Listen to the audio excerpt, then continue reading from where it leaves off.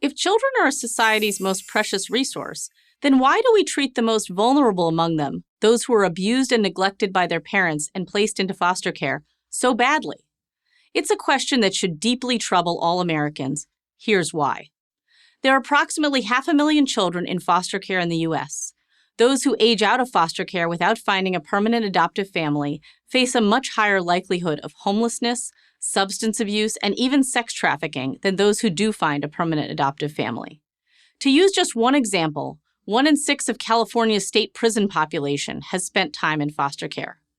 Given these grim numbers, the goal of the foster care system should be clear. Find the best, most nurturing environment for these children to put their lives back together. Sadly, this is not what usually happens. When children are removed from their biological families because they are in danger, the first, and in many cases, the only priority of our child welfare system is to keep the family together. Even when children have been physically or sexually abused, even if they have been deprived of food or health care, even if their parents are so strung out on drugs they cannot function. That's right, the goal of the foster care system is to reunite children with the same parents who abused or neglected them. If you think this is likely to lead to disastrous outcomes, you'd be right. Of the dozens of examples I could cite, here are 2.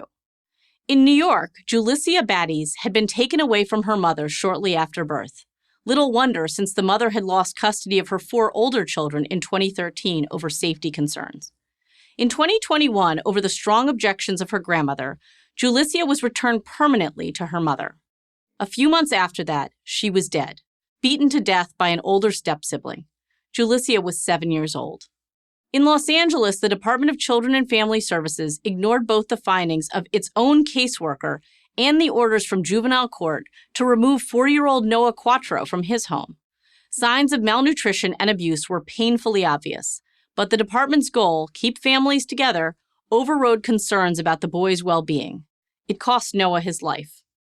Overall, the family reunification track record is not a good one. 20 to 40% of kids who are reunited with their families end up suffering maltreatment again. The system, however, seems impervious to facts. One New Orleans judge, for example, decided there were too many Black children coming to her court, so she simply stopped removing them from their abusive families, despite outcries from local child welfare workers and pediatricians. Behind this obsession with family reunification lies an even more pernicious reality: the notion that parents and children must be racially matched. In other words, only Black parents can raise a Black child, or Hispanic parents a Hispanic child, or Native American parents a Native American child, and that to believe otherwise is to endorse a new form of colonialism.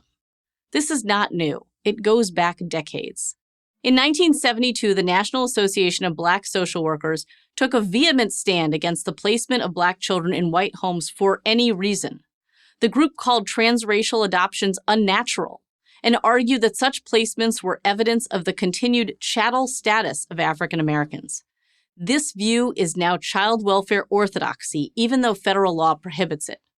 The Multi-Ethnic Placement Act, passed in 1994 during the Clinton administration, bars the consideration of race in the placement of children for foster care or adoption.